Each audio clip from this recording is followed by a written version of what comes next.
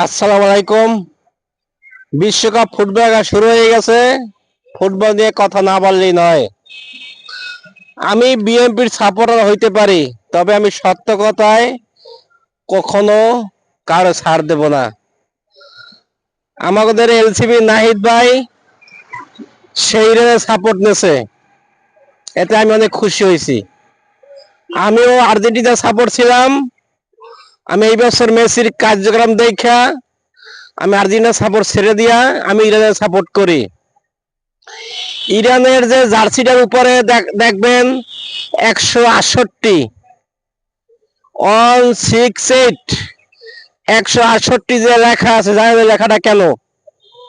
ইরানের একটি মাদ্রাসায় একটি বোম মারিয়া আমেরিকা 168টা ছাত্র মেরে ফেলেছে।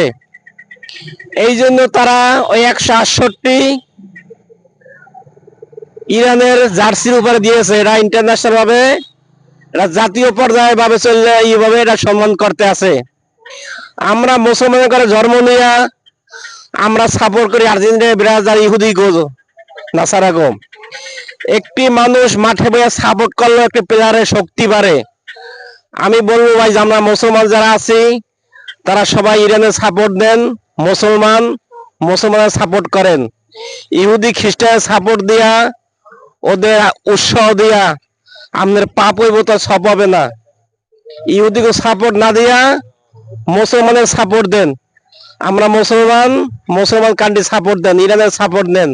ইরানের সাপোর্ট নিলে ইরানের প্লেয়ারের একটা উৎসাহ বাড়বো, ওদের খেলার মান ভালো হবে।